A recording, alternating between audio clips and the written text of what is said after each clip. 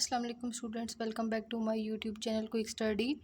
Today our topic is conservative field. तो आज हमने कंजर्वेटिव फील्ड पढ़ना है कि आई कंजर्वेटिव फील्ड क्या होती है, किस लिए होती है और हम इसको यूज़ कैसे कर सकते हैं। कंजर्वेटिव फील्ड क्या है? The field in which work done is independent of path followed and it only depend on starting and final points. अब इसका क्या मतलब है, वो हमें ये बता रहे हैं कि कंजर्वेटिव फील्ड में जो वर्क डन है वो है इंडिपेंडेंट ऑफ पाथ। वो पाथ पर डिपेंड नहीं करता, वो इंडिपेंडेंट ऑफ पाथ है। फॉलो ओनली, जो कि फॉलो करता है सिर्फ और सिर्फ, जो कि फॉलो करता है इंडिपेंडेंट, और डिपेंड करता है स्टार्टिंग पॉइंट पे और फाइनल पॉइंट पे। मतलब कि ये है कि ये इंडिपेंडेंट ऑफ पाथ फॉलोड है but depend only starting and final points. तो अब हम इसके आगे एक पाथ ड्रॉ करते हैं कि आया ये कैसे डिपेंड करता है स्टार्टिंग पॉइंट पे और फाइनल पॉइंट पे। तो चलिए हम अब अपना पाथ ड्रॉ करते हैं। हमने एक पाथ ड्रॉ करना है।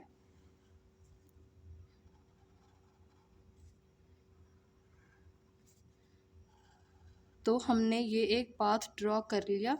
अब हम इसको पॉइंट ए, ये पॉइंट हमारा होगा बी, ये पॉइंट होगा हमारा सी और ये पॉइंट होगा हमारा डी। अब हमने क्या है, ये है एक पाथ वन, हम इसको P1 कह लेते हैं। यहाँ से ये ऐसे मूव करेगा, यहाँ पर हम इसको P2 कह देते हैं। इसके अलावा एक पाथ वन ये वाला, एक पाथ वन ये वाला, और हम बीच में एक और पाथ ड्रॉ करते हैं। आप इसको स्ट्रेट लाइन में बना लें या कर्व में बना लें, मैंने इसको कर्व में बनाया है। ये है P3, मतलब कि पाथ 3। और इन सब की, यहाँ पर आप लिखें, इन सब की जो ये हाइट है C2A वो है H, C2A B2D, इन सब की ये हाइट है हमारे पास H। अब हमारे पास क्या है, path one, path two, path three. आप पाथ टू इसको ना कहें, आप पाथ टू इसको कह लें। इन दोनों की जो लेंथ है वो इक्वल है। तो चलें हम पाथ टू इसको कंसीडर कर लेते हैं। वैसे ये भी हो सकता है, आप इसको पाथ फोर कर लें, इस वाले को पाथ फोर, और ये है P2, इसको पाथ टू कर लें। तो चलें अब हम अपने पाथ वन के लिए ले लेते हैं 4P1, 4P1 means path one. Path one में हमारे पास क्या है, पहले तो आपने ये बात नोट करनी है। पाथ वन में हमारे पास है, पाथ वन में हमारे पास क्या है, A to D, D to B। तो हम यहाँ पर क्या लिख सकते हैं, A to D and D to B। तो अब हमारे पास वर्क डन क्या होगा, हमने बेसिकली फाइंड क्या करना है, वर्क डन। तो हमारे पास WADB will be equals to WAD plus WD into B। हमने यहाँ पर WAD और WDB कैसे लिखा है, A to D गया तो WAD, फिर D to B गया तो WDB।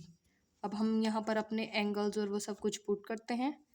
तो ये हमारे पास क्या हो जाएगा, FD cos 90 डिग्री, एंगल यहाँ पर 90 का बन रहा है, प्लस यहाँ पर हमारे पास है FD cos 180 डिग्री। ओके, तो अब आगे क्या होगा, cos 90 ज़ीरो, तो ये पूरा फैक्टर ज़ीरो हो जाएगा। तो हमने यहीं पर ही ज़ीरो लिख लिया।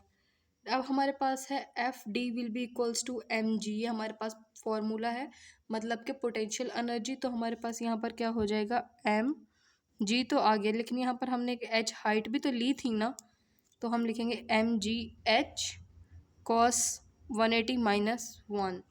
तो ये हमारे पास क्या आ जाएगा, minus mgh, WADB will be equals to minus mgh। अब इसी ही तरीके से हम पाथ टू का भी लिख लेते हैं जी। तो अब हम आ जाते हैं अपने पाथ टू की तरफ। पाथ टू में हमारे पास क्या है, AC into B. Path two हमारे पास ये था, ए से सी की तरफ गया और सी से फिर बी की तरफ गया, तो इसीलिए हमने यहाँ पर लिखा A C into B, W A C plus W C B. W A C हमारे पास जहाँ पर एंगल 180 बनेगा तो वहाँ पर माइनस आएगा, ये वाला स्टेप मतलब कि मैंने कॉस 180 नहीं लिखा हुआ, यहाँ पर मैंने इसको डायरेक्ट कर दिया है क्योंकि आप लोग को ईजी समझ आ जाएगा। Minus M G H plus zero. इसके बाद नेक्स्ट स्टेप में क्या है, नेक्स्ट स्टेप में हमारे पास वो ज़ीरो हो गया था एक फैक्टर, तो हमारे पास आंसर क्या है, माइनस एम जी एच। अब हमने यहाँ पे पाथ थ्री के लिए लेना है। पाथ थ्री हमारे पास वो कर्व पाथ है जो ए टू बी की तरफ जा रहा है। For path three A into B, तो हमारे पास डब्ल्यू ए बी होगा minus M G delta Y one. यहाँ पर क्योंकि हमें हाइट वहाँ पर नहीं दी हुई, हमने वो खुद से सपोज करनी, तो वो हम आगे करेंगे। तो यहाँ पर हमारे पास डेल वाई वन है क्योंकि हॉरिजेंटल है component of the displacement of all patches. फिर यहाँ पर minus M G del Y one, ये इस तरह की हमारे पास पूरा एन तक चला जाएगा। यहाँ पर सॉरी माइनस नहीं, यहाँ पर प्लस है क्योंकि हम ये ऑल पैचेस को प्लस कर रहे हैं। फिर यहाँ पर हमने माइनस एम जी को कॉमन ले लिया इस वाले स्टेप में, पीछे बच गया delta Y one plus delta Y two and so on into delta Y N.